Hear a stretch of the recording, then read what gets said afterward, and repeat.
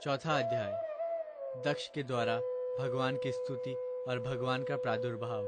राजा परीक्षित ने पूछा, भगवान, आपने संक्षेप में इस बात का वर्णन किया कि स्वयंभू मनवंतर में देवता, असुर, मनुष्य, सर्प और पशु पक्षी आदि की सृष्टि कैसे हुई। अब मैं उसी का विस्तार जानना चाहता हूँ।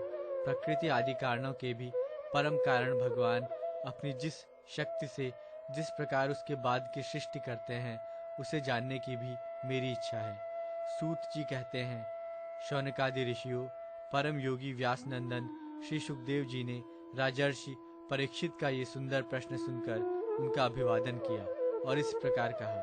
श्री सुखदेव जी ने कहा, राजा प्राचीन बरही के 10 लड़के, जिनका नाम प्रचेता था, जब समुद्र से बाहर निकले, तब उन्होंने देखा कि हमारे पिता के निवृत्ति परायण हो जाने से सारी पृथ्वी पेड़ों से घिर गई है।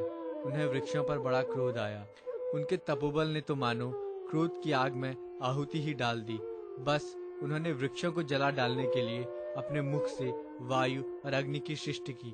परीक्षित, जब प्रचेताओं की छोड़ी हुई अग्नि और वायु उन वृक्षों को जलाने लगी, तब वृक्षों के राजाधिराज चंद्रमा ने उनका क्रोध शांत करते हुए इस प्रकार कहा, महाभाग्यवान प्रचेताओं, ये वृक्ष बड़े दीन हैं। आप लोग इनसे द्रोह मत कीजिए, क्योंकि आप तो प्रजा की अभिवृद्धि करना चाहते हैं और सभी जानते हैं कि आप प्रजापति हैं।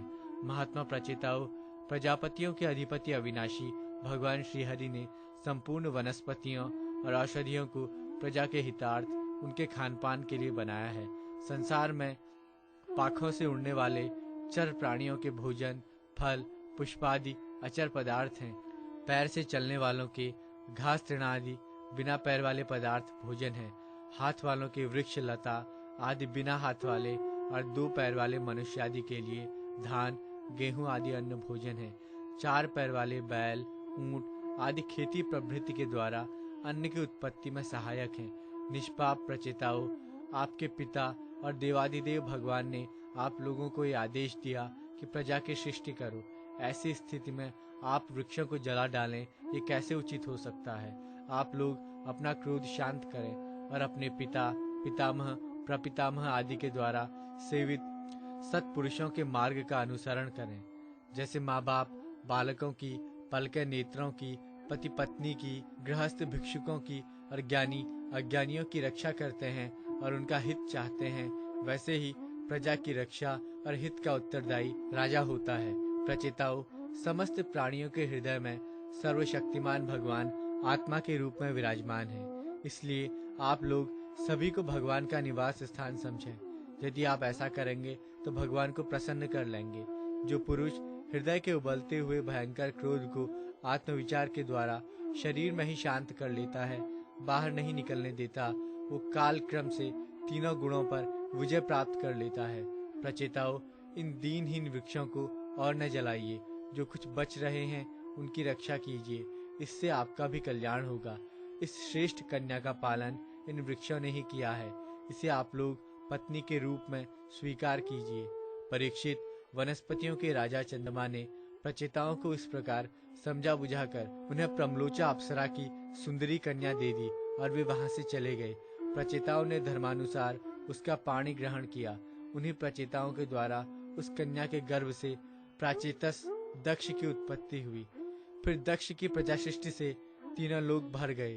इनका अपनी पुत्रियों पर बड़ा प्रेम था। इन्होंने जिस प्रकार अपने संकल्प और वीर से विविध प्राणियों की सृष्टि की, वो मैं सुनाता हूँ, तुम सावधान होकर सुनो। परीक्षित, पहले प्रजापति दक्ष ने जल, थल और आकाश में रहने वाले देवता, असुर एवं मनुष्य आदि प्रजा की सृष्टि अपने संकल्प से ही की। जब उन्होंने देखा कि वो सृष्टि बढ़ नहीं रही है, तब उन्होंने विंध्याचल के निकट पर्वतों पर जाकर बड़ी घोर तपस्या की। वहाँ एक अत्यंत श्रेष्ठ तीर्थ है, उसका नाम है अघमर्षण। वो सारे पापों को धो डालता है। प्रजापति दक्ष उस तीर्थ में त्रिकाल स्नान करते और तपस्या के द्वारा भगवान की आराधना करते। प्रजापति दक्ष ने इंद्रियातीत भगवान की हंसगुही नामक स्तोत्र से स्तुति की। उसी से भगवान उन पर प्रसन्न हुए थे। मैं तुम्हें वो स्तुति सुनाता हूँ। दक्ष प्रजापति ने इस प्रकार स्तुति की, भगवान, आपकी अनुभूति आपकी चित्त शक्ति अमोघ है। आप जीव और प्रकृति से परे उनके नियंता और उन्हें सत्ता स्फूर्ति देने वाले हैं। जिन जीवों ने त्रिगुणमयी सृष्टि को ही वास्तविक सत्य समझ रखा है, वे आपके स्वरूप का साक्षात्कार नहीं कर सके हैं, क्योंकि आप तक किसी भी प्रमाण की पहुंच नहीं है। आपकी कोई अवधि, कोई सीमा नहीं है। आप स्वयं प्रकाश और परात्पर हैं। मैं आपको नमस्कार करता हूँ। यह तो जीव और ईश्वर एक दूसरे के सखा हैं तथा इसी शरीर में इकट्ठे ही निवास करते हैं, परंतु जीव सर्वशक्तिमान आपके सख्य भाव को नहीं जानता। ठीक वैसे ही जैसे रूप, रस, गंध आदि विषय अपने प्रकाशित करने वाली नेत्र, घ्राण आदि इंद्रिय वृत्तियों को नहीं जानते, क्योंकि आप जीव और जगत के दृष्टा हैं, दृश्य नहीं। महेश्वर, मैं आपके श्री चरणों में नमस्कार करता हूँ। देह, प्राण, इंद्रिय, अंतःकरण की वृत्तियाँ, पंच महाभूत और उनकी तन्मात्राएं, ये सब जड़ होने के कारण अपने को और अपने से अतिरिक्त को भी नहीं जानते, परंतु जीव इन सब को और इनके कारण सत्व, रज और तम इन 3 गुणों को भी जानता है, परंतु वो भी दृश्य अथवा ज्ञेय रूप से आपको नहीं जान सकता, क्योंकि आप ही सबके ज्ञाता और अनंत हैं। इसलिए प्रभु, मैं तो केवल आपकी स्तुति करता हूँ। जब समाधि काल में प्रमाण, विकल्प और विपर्य रूप विविध ज्ञान और स्मरण शक्ति का लोप हो जाने से इस नाम रूपात्मक जगत का निरूपण करने वाला मन उपरत हो जाता है, उस समय बिना मन के भी केवल सच्चिदानंदमयी अपनी स्वरूप स्थिति के द्वारा आप प्रकाशित होते रहते हैं। प्रभु, आप शुद्ध हैं और शुद्ध हृदय मंदिर ही आपका निवास स्थान है। आपको मेरा नमस्कार है। जैसे याज्ञिक लोग काष्ठ में छिपे हुए अग्नि को सामिधेनी नाम के 15 मंत्रों के द्वारा प्रकट करते हैं, वैसे ही ज्ञानी पुरुष अपनी 27 शक्तियों के भीतर गूढ़ भाव से छिपे हुए आपको अपनी शुद्ध बुद्धि के द्वारा हृदय में ही ढूंढ निकालते हैं। जगत में जितनी भिन्नताएं दिख पड़ती हैं, वे सब माया की ही हैं।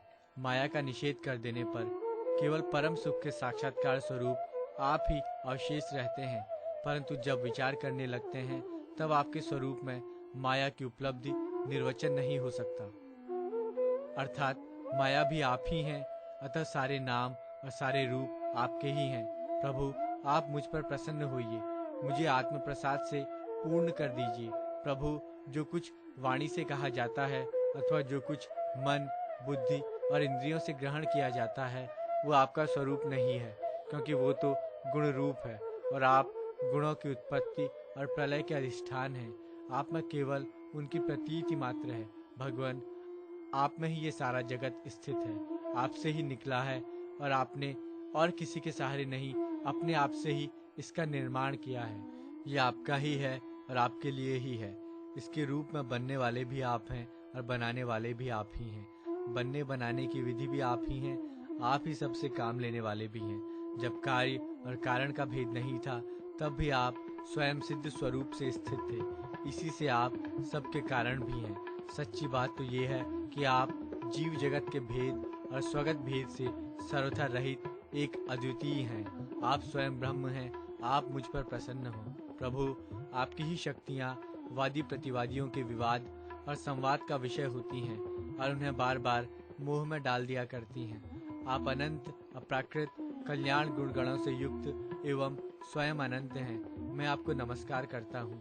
भगवान, उपासक लोग कहते हैं कि हमारे प्रभु हस्तपादादि से युक्त साकार विग्रह हैं, और सांख्यवादी कहते हैं कि भगवान हस्तपादादि विग्रह से रहित निराकार हैं। यद्यपि इस प्रकार वे एक ही वस्तु के 2 परस्पर विरोधी धर्मों का वर्णन करते हैं, परंतु फिर भी उसमें विरोध नहीं है, क्योंकि दोनों एक ही परम वस्तु में स्थित हैं। बिना आधार के हाथ पैर आदि का होना संभव नहीं, और निषेध की भी कोई न कोई अवधि होनी ही चाहिए। आप वही आधार और निषेध की अवधि हैं। इसलिए आप साकार, निराकार दोनों से ही अविरुद्ध समपर ब्रह्म हैं। प्रभु, आप अनंत हैं। आपका न तो कोई प्राकृत नाम है और न कोई प्राकृत रूप। फिर भी जो आपके चरण कमलों का भजन करते हैं, उन पर अनुग्रह करने के लिए आप अनेक रूपों में प्रकट होकर अनेकों लीलाएं करते हैं तथा उन रूपों एवं लीलाओं के अनुसार अनेकों नाम धारण कर लेते हैं। परमात्मन, आप मुझ पर कृपा प्रसाद कीजिए। लोगों की उपासनाएं प्रायः साधारण कोटि की होती हैं। अतः आप सबके हृदय में रहकर उनकी भावना के अनुसार भिन्न भिन्न देवताओं के रूप में प्रतीत होते रहते हैं। ठीक वैसे ही जैसे हवा गंध का आश्रय लेकर सुगंधित प्रतीत होती है, परंतु वास्तव में सुगंधित नहीं होती, ऐसे सब की भावनाओं का अनुसरण करने वाले प्रभु मेरी अभिलाषा पूर्ण करें। श्री सुखदेव जी कहते हैं, परीक्षित, विंध्याचल के अगमर्षण तीर्थ में जब प्रजापति दक्ष ने इस प्रकार स्तुति की, तब भक्त वत्सल भगवान उनके सामने प्रकट हुए। उस समय भगवान गरुड़ के कंधों पर चरण रखे हुए थे। विशाल एवं हृष्ट पुष्ट 8 भुजाएं थी।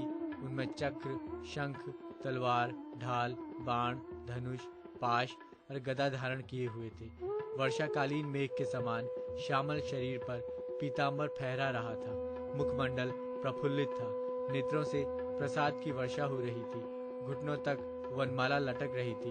वक्ष स्थल पर सुनहरी रेखा, श्रीवत्स चिन्ह और गले में कौस्तुभमणि जगमगा रही थी।